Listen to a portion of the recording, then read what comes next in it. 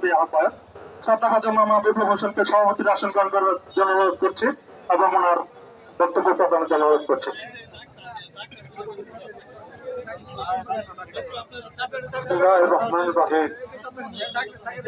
ঐতিহ্যবাহী সংগঠন বুধন যুব সংঘ কর্তৃক আয়োজিত বাগেরবাড়ি প্রিমিয়ার ফুটবল লিগ সিজন 2 এর ফাইনাল খেলায় উদ্বোধক হিসেবে মঞ্চে উপস্থিত রয়েছে ঢাকা ইউনিয়নের সাবেক চেয়ারম্যান 1971-এর বীর মুক্তিযোদ্ধা জনাব শাহজাহান সাজু। মঞ্চে প্রধান অতিথি হিসাবে উপস্থিত রয়েছেন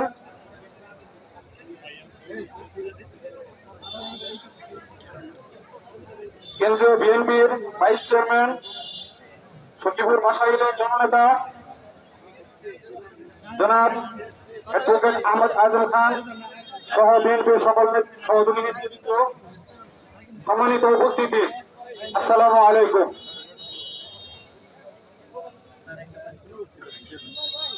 আপনারা জানেন 1943 সালে বুধন যুব সংঘ যাত্রা শুরু করে। বাগেরবাড়ি গ্রামের সকল উন্নয়ন এই ক্লাবটির মাধ্যমে হয়েছে।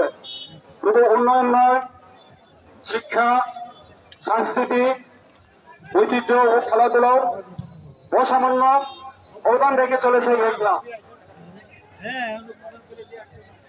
তার ওই ধারাবাহিকতায় মাদক মুক্ত একটি সমাজ গঠনের লক্ষ্যকে সামনে রেখে আমরা এই ফুটবল টুর্নামেন্টের আয়োজন করেছি। জানি না কতটুকু করতে পেরেছি।